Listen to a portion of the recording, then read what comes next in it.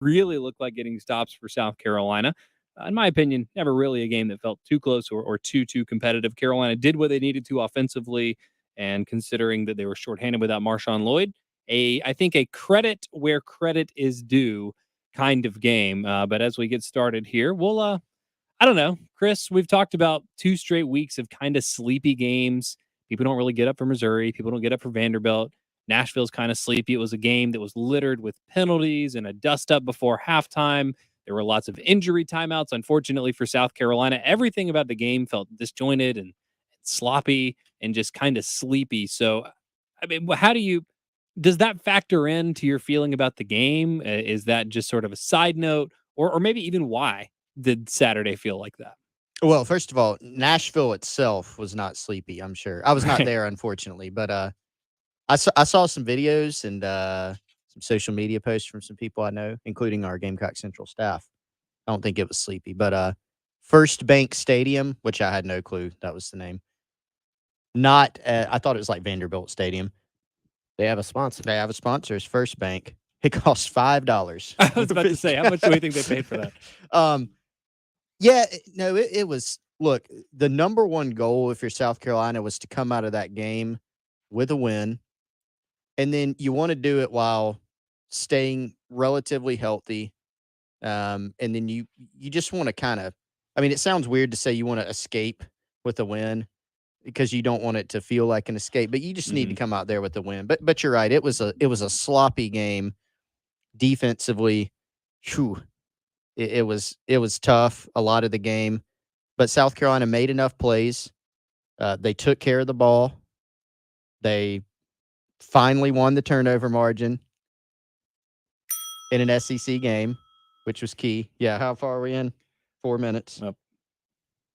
I mean, they did enough. Yeah. And I think there were some things that were very concerning during the game. The second half offensively was not good. Much of the game defensively wasn't.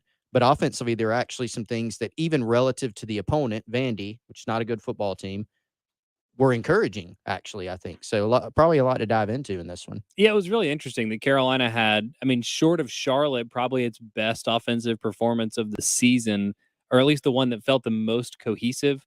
And it was without South Carolina's best player and Marshawn Lloyd. Maybe that's uncharitable to some other offensive performances. But I mean, Wes, it felt like South Carolina knew what they wanted to do. It felt like they kind of had a game plan. And even if the game plan was get the ball to everybody, they kind of did. And they had, I mean, like Jaheim Bell had a good game. Xavier Legette had a good game. Juice Wells had a good game. When you score 38 points, there's room for a lot of it. But how many games have there been when you could feel like there was more than one individual standout offensively for Carolina? Yeah, not many. I felt like there was an opportunity to score even more, which I'm actually saying that more in a strange way as a positive in that, I thought they were close to just having a massive day offensively when you look at how many they scored in the first half. And so I did the good, the bad, and the ugly as my sort of overall thoughts on the game.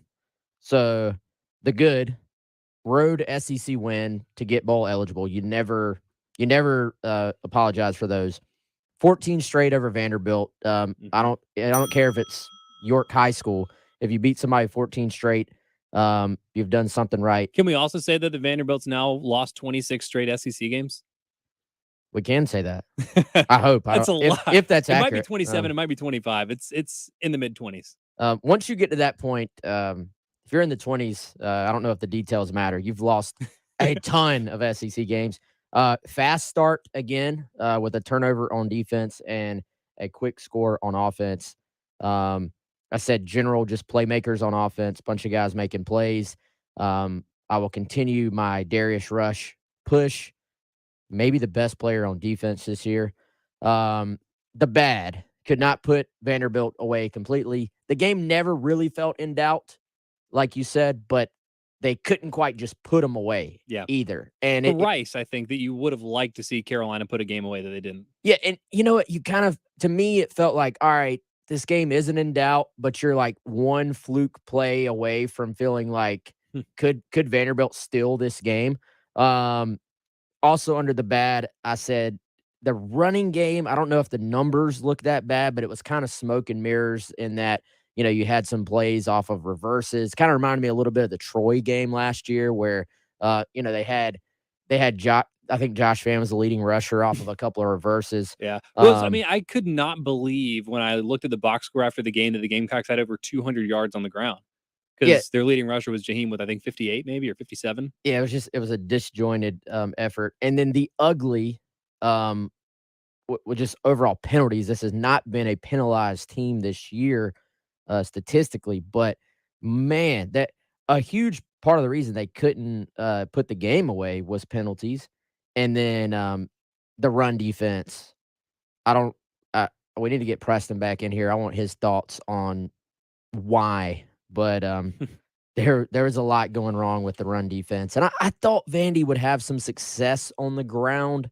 I didn't think it would look as easy as it did They have for them. more rushing yards in the first half than they've had in any single game the entire season, Yeah, and which is not great, Bob.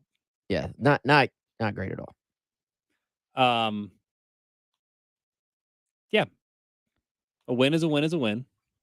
Carolina's bowl eligible, one of like 80 something teams that will be this year.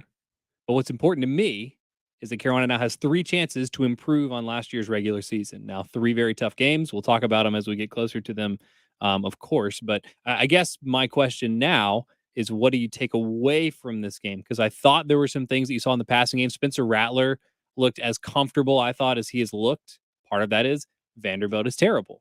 But I think he looked comfortable. He made some passes. You mentioned the throw to Josh Van. Those are the things that you thought he was going to do. Extend the play, make a really nice throw, put the ball where only his guy can go get it. It felt like there were some things that Carolina needs to take away from this passing game and try to apply it to later games this season. And you think like, well, I'll come back to your bad West in terms of Carolina not being able to put the game away. I almost give them a pass because when you're up, 31 to 14, 17 at halftime, whatever the score was, in the second half, you're just going to lean on the running game, salt the game away without having Lloyd. I'm almost willing to give them a pass on that. Just walking back in here, hearing the conversation, there was one point during the game when we were on group text, and I was just about to text the group and ask, "Is this game close?" And then CBS broke that run out, and I was trying to figure out what was it a close game or was it ever? Did you know what I'm talking about? I go exactly what Wes said a minute ago, and it was you always felt like South Carolina was in control and that it wasn't super in danger. But you did have this thought of if one thing goes wrong, like the fluke, I did have that specific feeling of, kind of like that, like a play like the Cam Smith play. Cam Smith, he has got good coverage. He's in phase. But for some reason, he looks up for the ball a little early, and the ball was so well thrown, completely in stride that he looks like DQ up. misjudged it too. Like he kind of slowed his. I wonder if there's like a strong gust because it's weird for both of them to have misjudged the trajectory of that ball. And then DQ, even if Cam gives that ball up, it shouldn't have been a touchdown because the receiver catches it. Now he's running. Cam is fast; he can catch him, but DQ flies in, hits Cam, takes both of them out. And now Nicky Minori coming from, all the way across the field can't chase the guy It down. honestly almost looked like Cam was trying to it's like he saw DQ coming over, thought he was going to make a play on the ball and then stopped, which I guess that's probably not good to be doing, but it's like both of them thought the other guy was going to make the play and then the pop-up dropped right in between second and third base. Now granted, TV, camera angles, all these things, you can't always tell. When that ball was thrown, I think I audibly said pick. Like I saw there were 2 Carolina guys.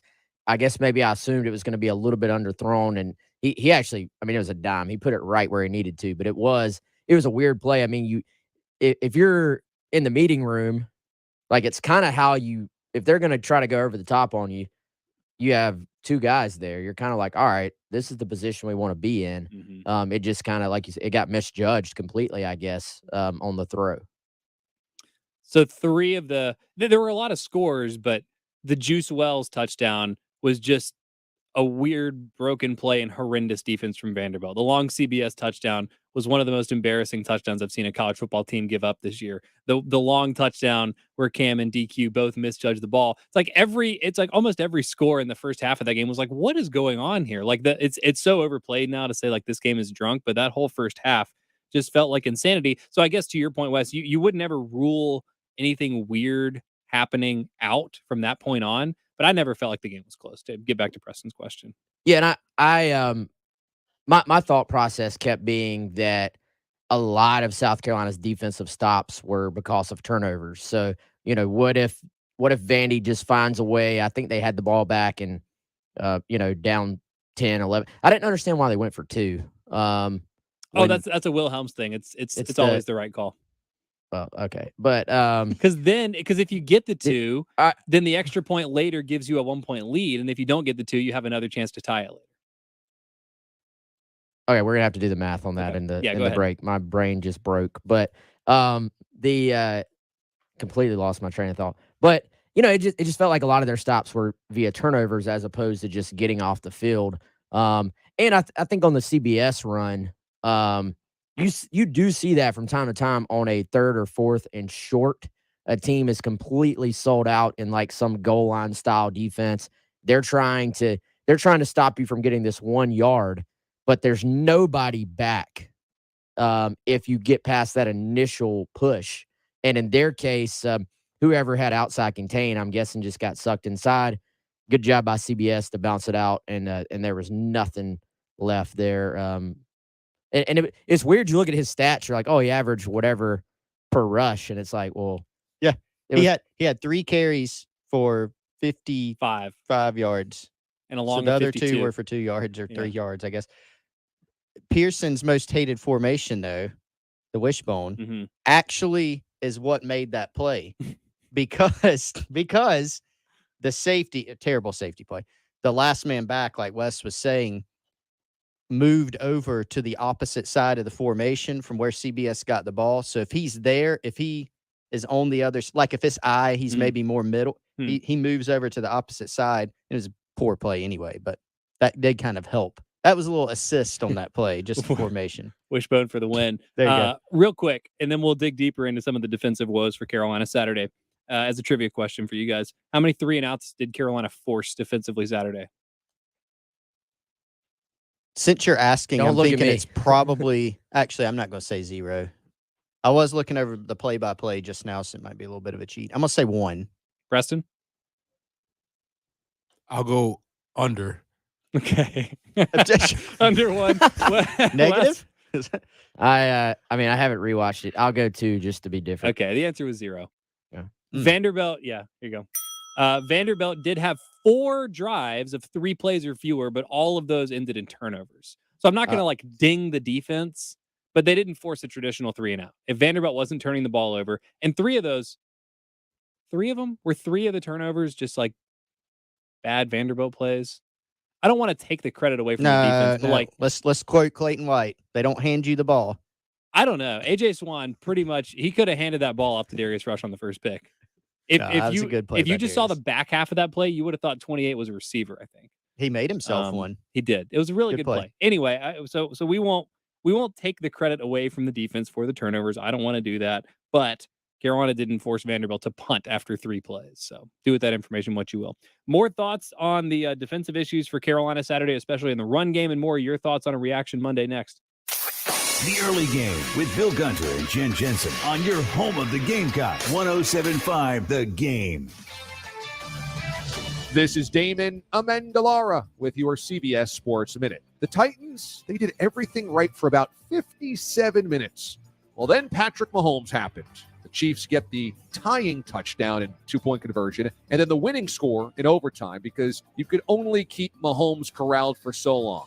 Oops, he did it again. This is Damon Amendolara.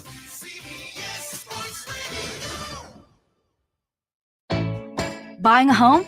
Rocket Mortgage will cover 1% of your rate for the first year at no cost to you, saving you hundreds, even thousands with Inflation Buster. For example, if you lock a 7% rate today, you'll only pay 6% for a year. That means more road trips, more date nights, more front row seats every month for a year. And your rate is secured for 30 years. Plus, if rates drop within 3 years of your home purchase, you get exclusive savings when you refinance with Rate Drop Advantage. More home upgrades or rainy day funds. More cash in your pocket. Save when you buy today and refinance tomorrow.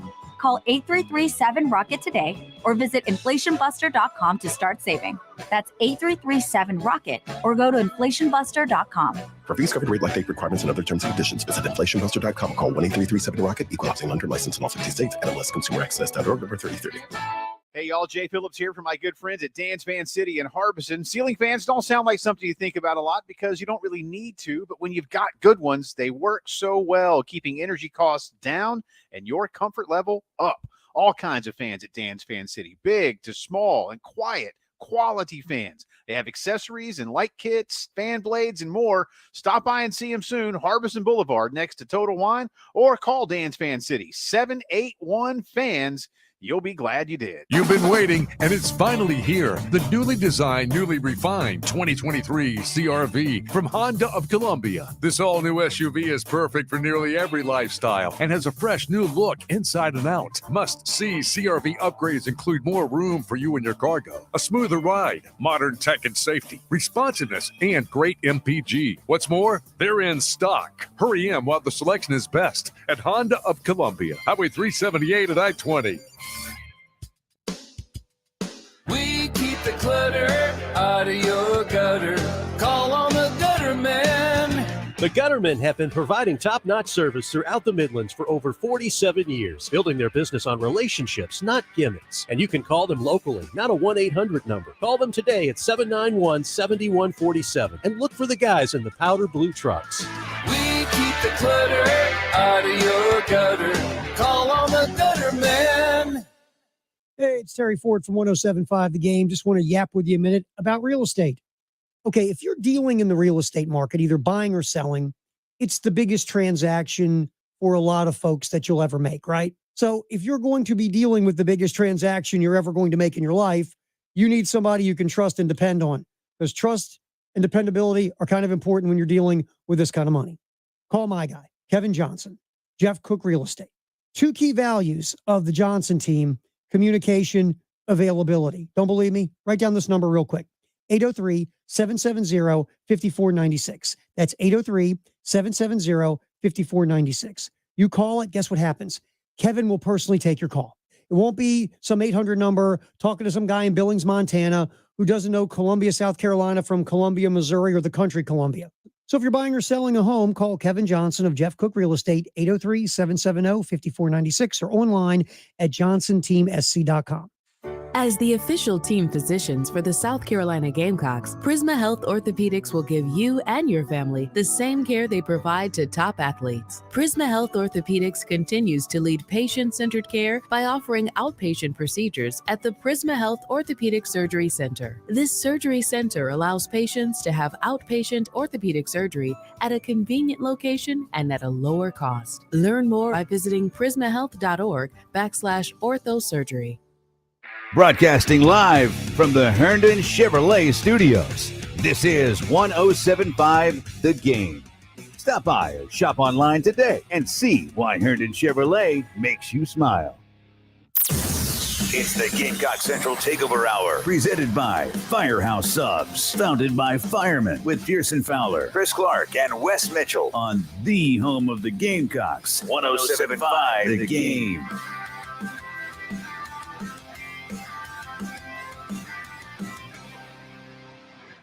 20 minutes after 11 o'clock, it's a Reaction Monday here on 107.5 The Game, and it's the Gamecock Central Takeover Hour. Pearson, Preston, Wes, Chris, here with you in the Herndon Chevy Studios at 107.5 The Game, talking Carolina and Vanderbilt, a 38-27 win. Carolina gets to bowl eligibility. They now have 3 opportunities to improve on last year's regular season. What did we learn about the Gamecocks on Saturday? The offense kind of did what it needed to do. They got a lot of guys involved. Jaheim Bell played his most snaps of the season by 31. He played 30 against Georgia State. And were you all surprised to see that Jaheim Bell still played the 3rd most snaps of all the available tight ends? No, just because he factored in at running back so much. I mean, the bulk of his snaps, right, were at running back. So it's easier to get, I guess, all 3 of those guys on the field. But so he played So he got 16 carries at running back, but I actually didn't break out how many because he didn't get the ball every time he was at running back. And then even some of his receptions were from the running back position. So definitely fair to say that the bulk of his snaps are at running back. So no, not surprising. I mean, we knew that Stogner, it's not even a discussion point anymore. Stogner is going to play the most snaps at tight end every game. And then they're definitely going to work in Nate Adkins because they do appear to like him as a blocker. And when they're running the football, he's going to be in there a good bit. And he got a catch. Was that his first of the season? I think so. They've targeted him before, but that might. And he has good hands. Like he's never going to be described as like a receiver first tight end, but he has really, really good hands from what I've heard. I'll say this. I liked the fact, and that catch was on a little quick out, right? They actually, here's the thing that I felt like we saw a little bit of that I feel like has been completely missing is we saw some actual short passing concepts that weren't behind the line. It feels like it's been either, it's not like they don't have a short passing game. They've had that, but it's always been at the line, behind the line, or the little mesh concept with the drag routes. They run the drag route on third down all the time. I think that's their favorite concept. But you saw the little quick out to him. Was that on a 2nd and 10, 2nd long maybe? I think it might have been after a penalty. So it was like, all right, let's get 5 or 6 with an easy throw and make this next down makeable. Coming right out of the chute, they had a little play action or RPO where they rolled Spencer out, and they had Amarian Brown just on the little stick route where he just goes out, turns around at like 5-yard mark, catches the ball, gets upfield. I know everybody's been hollering for some slant routes. To me, those are all in the same category: stick route, slant route, quick out. You're talking about shorter throws, but that are designed to be easier, get you 4, 5, 6 yards. Maybe you break a tackle and get more. But it felt like those were more implemented this week than we have seen for most of the year. Yeah, I don't know why it took 9 games to get there, but if this is a feature of the passing offense for the next 4 games, I guess or the next 3 games, you'll at least say at least they got there. Also, Carolina ran like a nice double post and took advantage of it, got the outside guy.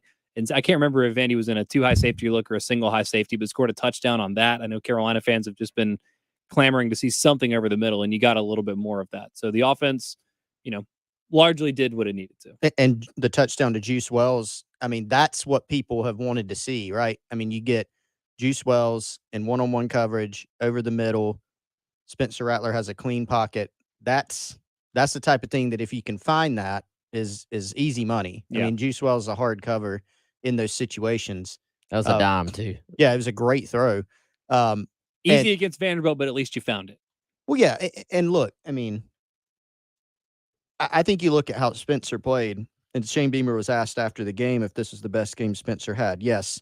Again, everything that we're saying about the offense, we need to understand in a relative, you have to have some perspective on it, right? Because Vanderbilt's not a really good defensive football team at all. But they did do what they needed to, and I thought Spencer played very well. No turnover-worthy plays. He had some scrambles, had a 15-yard run. He took care of the football, no fumbles, no balls in danger, and we saw a variety of different throws, right? We saw him stand in the pocket. We've all been yelling about staying in the pocket. We saw him stay in the pocket, deliver a deep ball to Xavier Leggett on a post. Great route, great throw. Everything worked. The ball that we just mentioned to Juice Wells, it was a great throw. The ball to Van, that's the type of play you expect from Spencer. And he's made some plays like that this year where some of his best plays, even ones that have not hit for whatever reason, have come, with him improvising. So I think we saw some of everything. He had his highest quarterback rating of the season in terms of NFL rating. He just played a really efficient game, I thought. I just had a revelation. That Josh Van play was the play that didn't get made against Texas A&M to Jalen Brooks, right?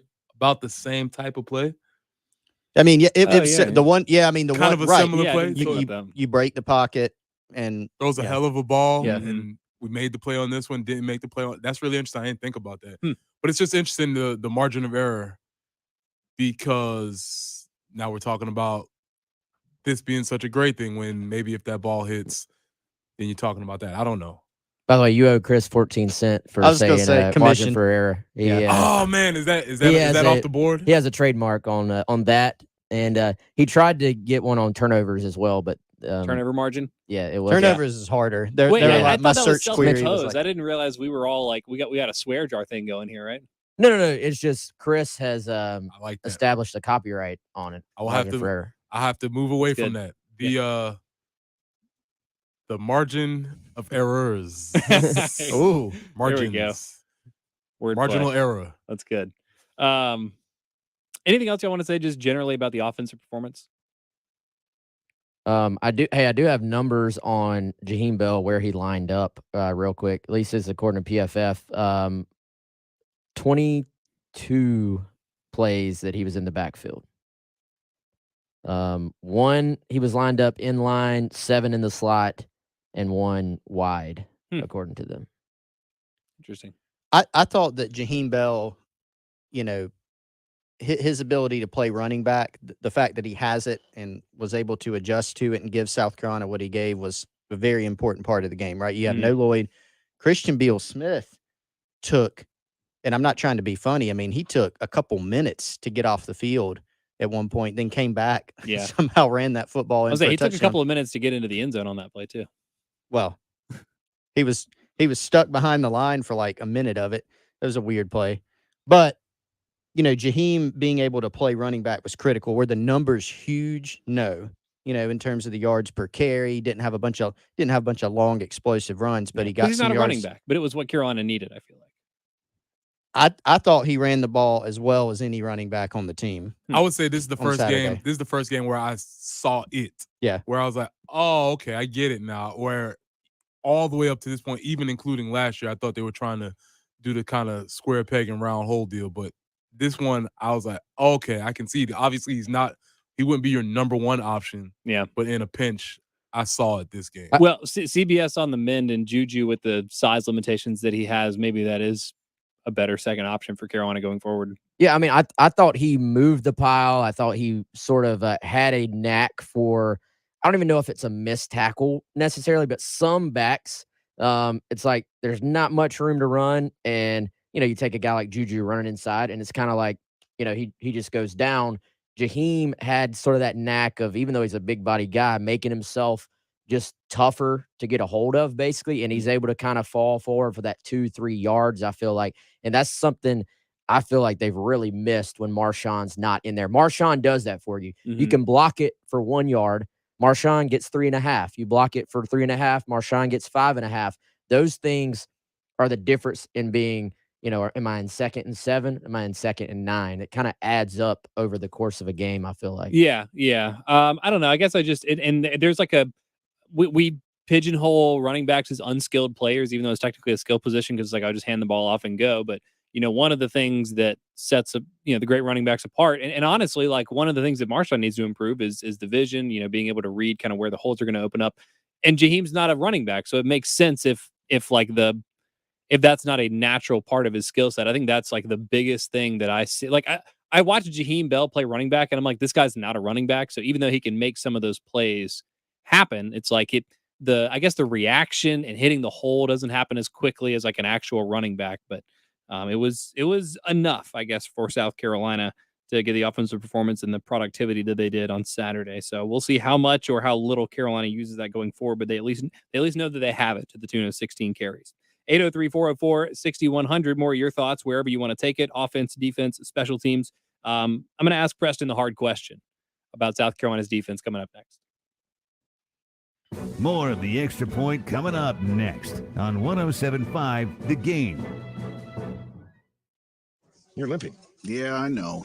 Why? I don't know, but I'm going to have to pass on golf this weekend. That bad? Yeah, but different. It's not just painful, but itchy. And they're swollen, too. Yikes. That sounds like it could be varicose veins. They're not just ugly. Those could be dangerous. The team at MUSC Health, right here in Columbia, are the experts in treating leg pain and varicose veins in men and women. Let MUSC's expert staff and cutting-edge technology get you back in the game. Go to musc.edu or call 803-365-VEIN for more information. Are you a Gamecock looking for the best selection of Under Armour in South Carolina? Gamecock Tradition is the place to go. Sideline gear has arrived, along with so many other tees, hats, golf shirts, and outerwear. That's not all. If you're looking for one-of-a-kind Under Armour pieces, then you'll want to shop with us and see styles our buyers created just for you.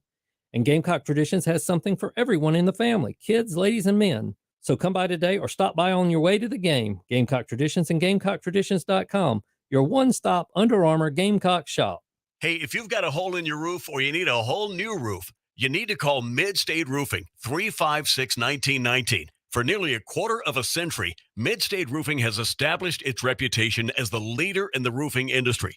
Whether it's above your head or at your feet, perhaps a leaky foundation, 356-1919 is the number to call for all your roofing and waterproofing needs. The quality and craftsmanship of a Mid-State roofing system are tops in the industry, especially commercial and industrial roofing systems.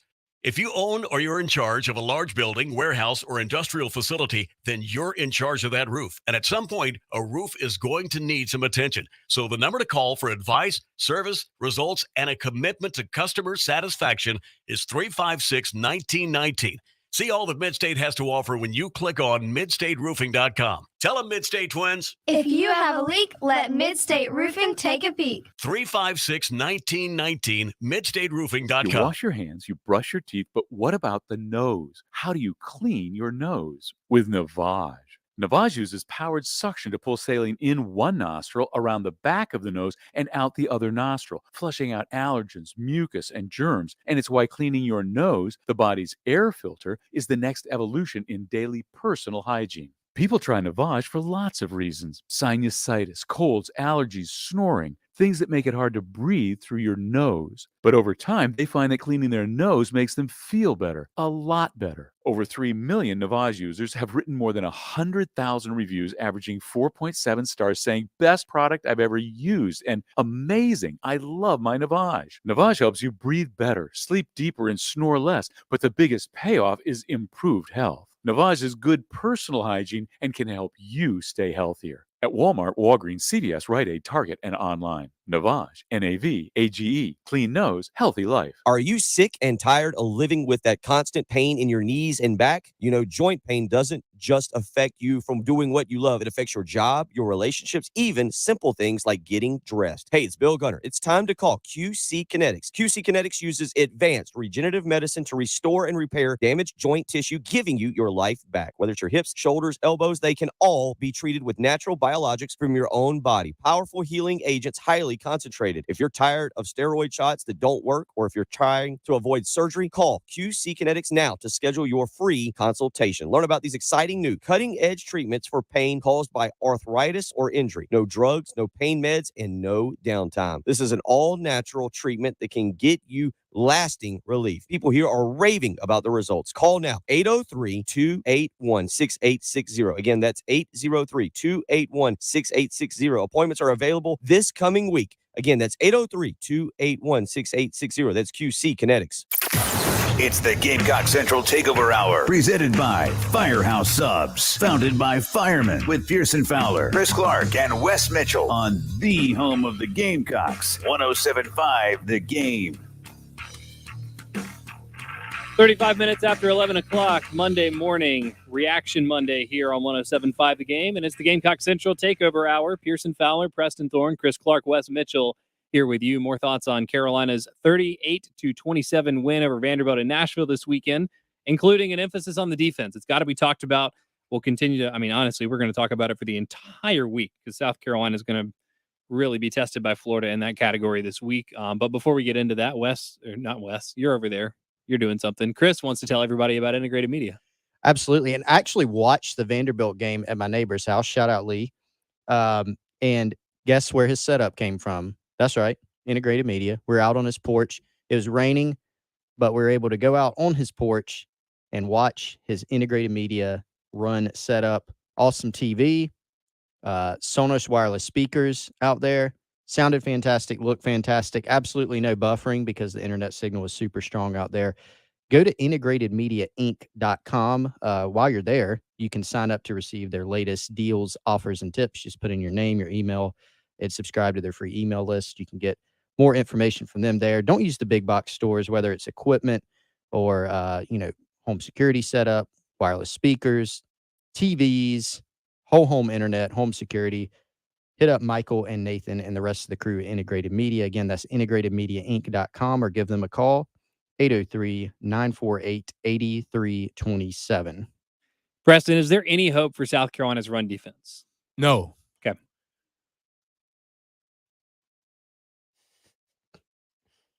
That solves it. Have a good day. It's good to see who's going to blink first. So is it broken, or was there never anything to break to begin with? No, it wasn't broken because we've seen them perform, I guess, against Kentucky, which was fine. Just as I've entered win is a win season on offense, and we just have to accept that for what it is. I think you can say the same thing against defense because a lot of what I'm seeing, and this is not through any extensive film study, but it's just from one watch or two watches, a lot of it seems to be some fundamental things that are some of the choices that the players are making that are just not getting corrected, it seems like. Okay. So that's very specific language. So let's unpack that. Yeah. Decisions that the players are making that's not being corrected. So I think like this year, a lot of the offensive shortcomings, it's been easy to chalk it up to the coaches to say, well, even if they're not executing this, the players have to put them in a position to succeed. I don't typically feel the same way about defense. I feel like, go make a play. But I don't know if that's always the right way to think about it. So you mentioned the players' decisions, but you also mentioned not being corrected. And this is really just strictly looking inside the box. When we talk about having gap integrity, playing in your gaps, playing your assignments, it seems as if a lot of times you see guys up front sort of going around blocks, taking the paths of least resistance to get towards the football, which makes sense if you can make a play. Hence, you might make a splash play every now and then. But the in-between plays, you'll see sort of what you get against Vanderbilt. So the reason why I say it's not being corrected, because obviously they're still choosing to do it. And you can get away with those types of things against it. Well, I guess you didn't even get away with it against Vanderbilt. Yeah. So and against a better team, those types of decisions will show their ugly head. So this is a one gap defense up front mostly, right? Yes. So like you have a gap. I feel like there's very little wiggle room. Like how then are you like, unless you're just missing the assignment, in which case, Clayton White, Lindsey, Lucas, like head's got to roll, right? Nah, well, maybe. I don't know. But it's hard to do it without a visual representation. But let's say if you're the one technique playing on the outside shoulder of the center and they zone either away from you or to you. But let's just say they zone away from you, meaning the right guard goes right. You're supposed to stay in that particular gap. What you've seen is the center can overreach them and get in between you and the gap that you're supposed to be in. You'll see them they're efforting to push the center into that gap, but a lot of times they're getting overreached on sort of simple zone techniques. Okay. And that tends to break down the defense. So it's not even so much about missed assignments. They're just getting beat. That also could be it also. But it's not necessarily, it's not beat because it's just sort of taking the easy way in some plays. So it's a submission or a concession. That's because ultimately that's an okay the offense word. has Carolina's defensive linemen generally where the offense wants them to be, right? Well, I think the stats would indicate that. Yeah. And that's why I gave the simple answer of, is it broken? I don't know if you get those things corrected without having either a lot of time or other people. And when you have your best players that are doing that, it's tough to get it corrected. So you kind of might just be where you are. So, well, Chris, I saw you mentioning yesterday on the Sunday edition of Ask Chris that this is something that's kind of flown under the radar a little bit because the offensive inconsistencies have, I guess, stolen the headlines there. Yeah, I tweeted something out about it on, not to be the guy who takes one thing that one person said, and somebody said, it's a bigger problem that you haven't noticed that all year, and I'm like, yeah, we've been talking about it a lot. But yeah, it has. I mean, people are hyper focused on offense all the time. I think there's like just some kind of psychology to it. Yeah, I just think it's easier to understand. Yeah.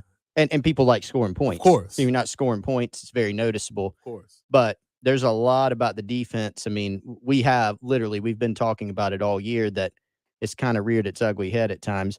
I think it has, there are a lot of coaching points that I think y'all talked about and explained quite well, I do think you do have to look at the players as well. So number one, I mean, they've got a good bit of depth at defensive tackle. They roll in 6 guys there, and they're generally pretty good there. On the edge, they've got 2 guys who are playing basically the entire game, every game, and 2 guys who are pass rushers. Jordan Birch isn't as advanced as a run stopper. Gilbert Edmond is really in his first year playing at all. This was a year where he was expected to give the team, 20, 30 snaps a game and be a pass rusher. Now he's playing the run every time. At linebacker, they've lost their most athletic guy, Mo Kaba, who is the best linebacker on the team. They lose him early against Arkansas. You're playing Sherrod Green and Brad Johnson, who have played, I think they're Preston's teammates. But well, they're slow. Carolina's linebackers are just slow. They're not as athletic as Mo Kaba, and so there's some limitations there. And I also think teams can then scheme you, because one of the other things, aside from the run defense in the box that we've seen, is if I'm an offensive coordinator, one of the only plays I'm running is I'm just throwing the football to the flat. That's it. Because you're putting the linebackers in conflict between staying in the box and running out, and they just haven't been able to do it this season, whether it's the guys on the perimeter or the linebackers chasing the ball out there. And so now when they're in conflict, it's even tougher for them.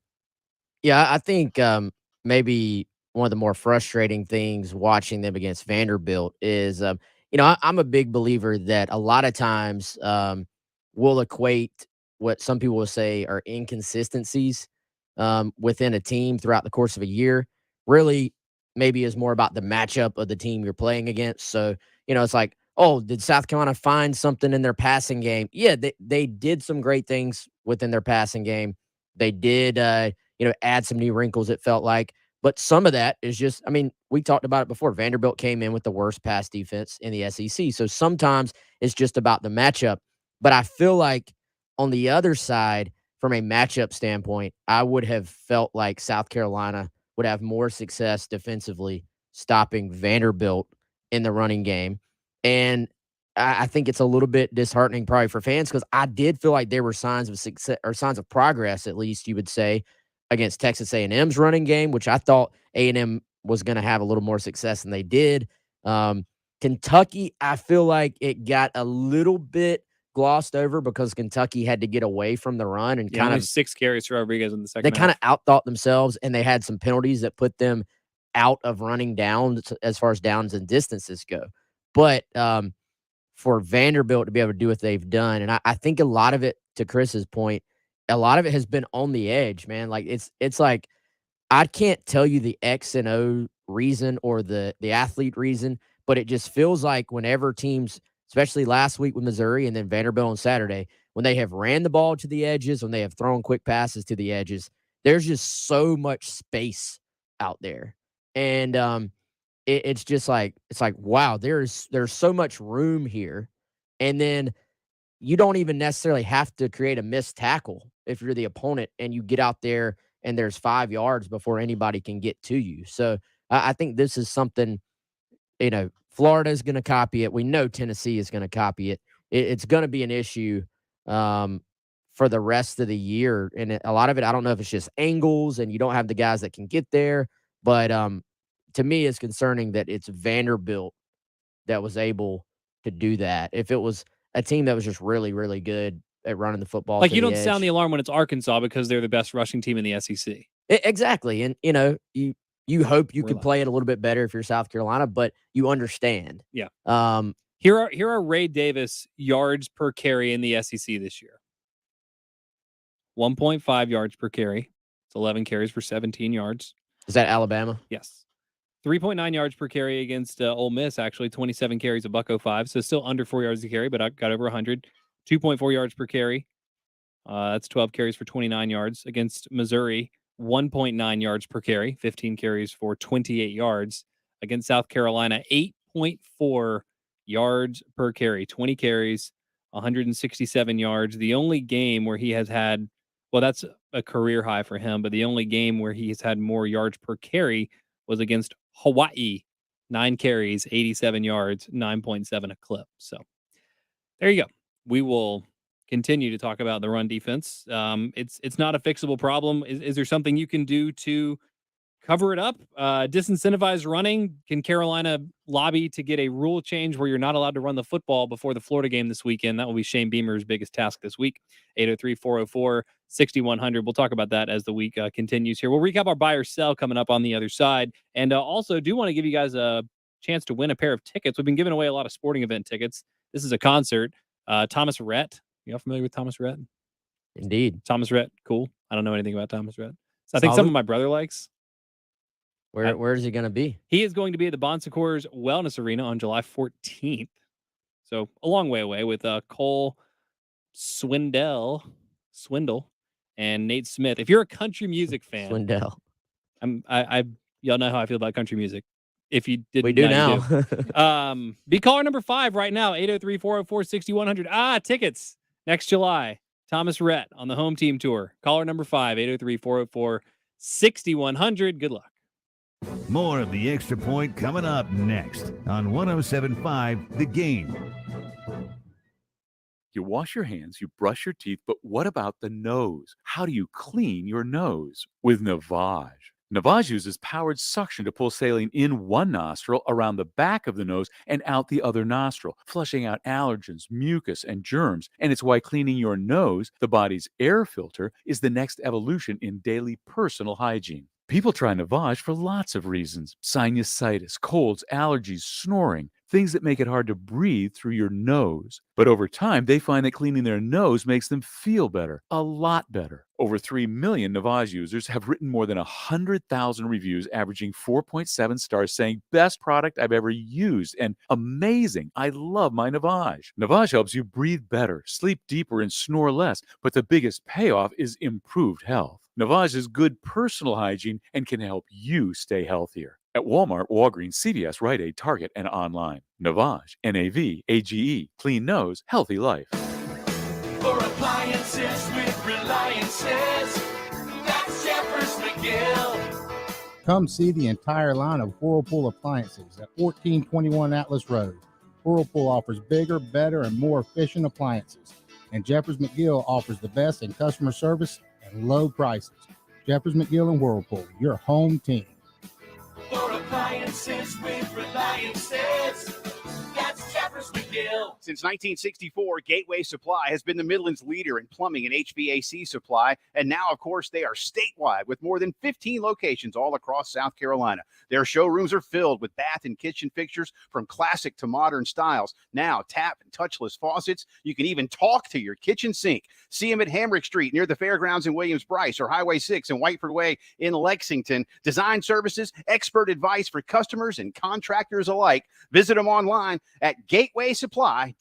Hey Gamecock fans, this is William DiMaggio with Coldwell Banker Realty. Since 1985, my parents Danny and Karen Hood have been striving to give better than expected real estate service to our clients in the Midlands of South Carolina. In 2014, I joined them, and since then, the Hood team has consistently been recognized as the #1 Coldwell Banker Realty small team in the Carolinas. So if you want honesty, integrity, and results backed by experience in buying or selling real estate, call the Hood team at 803-730-2512 or online at thehoodteam.com. Welcome your guest into a clean, healthy home this Thanksgiving by calling the cleaning pros at Zero Res Carpet and Air Duct Cleaning. Their patented no residue cleaning system gets your carpets, rugs, and upholstery insanely clean. Take advantage of their fall sale going on now. Get 3 rooms of carpet clean for only $129. And when you mention me, Bill Gunner at 107.5 The Game, you'll get a hallway cleaned for free. Easily schedule your cleaning online at ZeroResColumbia.com. Zero, spell it backwards or forwards, is the right way to clean. Whether at the dining room table or cheering on the Gamecocks, you'll find the best meat buying experience out there at your old-timey meat market. Their shelves are stocked with various cuts and grades of beef, pork, poultry, seafood, and exotic meats. The selections are always fresh, never frozen, competitively priced, and of the highest quality. Get all you need at Old Timey Meat Market, St. Andrews, South Congaree, and Lexington. Old Timey Meat Market, quality selection, a cut above the rest. One search engine is used by 9 out of 10 consumers. Hint, the name begins with a G. And there are hundreds of things that go into being ranked highly by that engine. Your website, your business profile, even your social accounts. A couple of slip-ups and you find yourself on page 7. But at Cumulus Boost, we have the experts and resources to fix what's wrong and boost your findability so you can rank higher than your competition. Get started today at cumulusboost.com. CUMULUS boost.com. Broadcasting live from the Herndon Chevrolet Studios. This is 1075 The Game. Stop by or shop online today and see why Herndon Chevrolet makes you smile. It's the Gamecock Central Takeover Hour. Presented by Firehouse Subs. Founded by firemen with Pearson Fowler, Chris Clark and Wes Mitchell on the home of the Gamecocks. 1075 The Game.